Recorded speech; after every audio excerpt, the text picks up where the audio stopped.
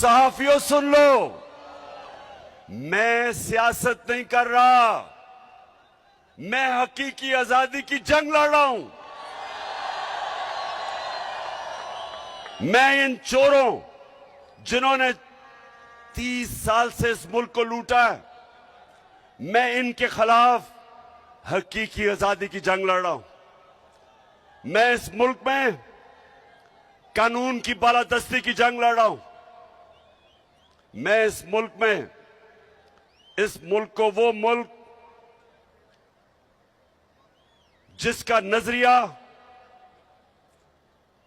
इस्लामी फलाई रियासत, हमारे जो फाउंडिंग फादर्स थे उन्होंने फैसला किया था कि पाकिस्तान वो बनना है जो कि इस्लाम का जो सबसे पहले रियासत बनी थी, मदीना की रियासत के उसूलों पे खड़ा होगा।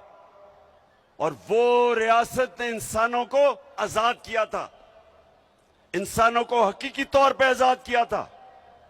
इंसाफ देके,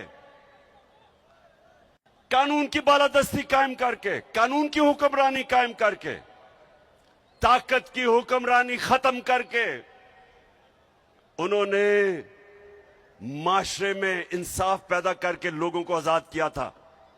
ये वो जदोजहद है मेरे पाकिस्तानियों, ये वो जदोजहद है।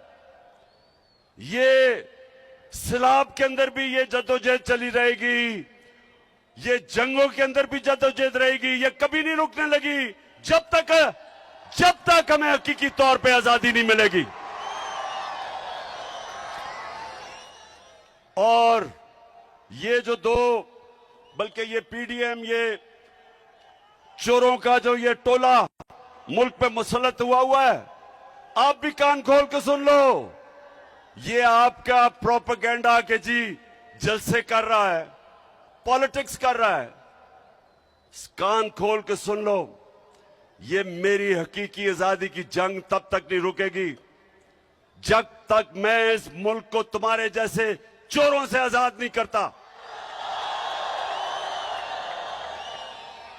आजकल हमें कहा जा रहा है कि जी ओहो सैलाब आ गया, फिक्र ना करो, सैलाब में इंशाल्लाह इमरान खान और उसकी टीम और उसकी हुकूमतें वो काम करेंगी जो तुम सारी जिंदगी लगे रहो नहीं कर सकते। तुम्हारे लिए तो कोई पैसे देने के लिए तैयार नहीं है, क्योंकि तुम्हारा तो चोरी करके सारा पैसा बाहर पड़ा है। वो जो भगोड़ा लंदन में बैठा हुआ है, किधर से पैसा आया उसके और उसके बेटों को, क्या अरबों रुपए की प्रॉपर्टीज में रहता है, और वो हमें दर्द दे रहा है कि सियासत नहीं करनी चाहिए। तुम भी सुन लो, नवाज शरीफ मफरूर और मुजरिम, गौर से सुन लो। और यहां शहबाज शरीफ तुम भी सुन लो, और फजल रहमान डीजल तुम भी सुन लो, और आसिफ जरदारी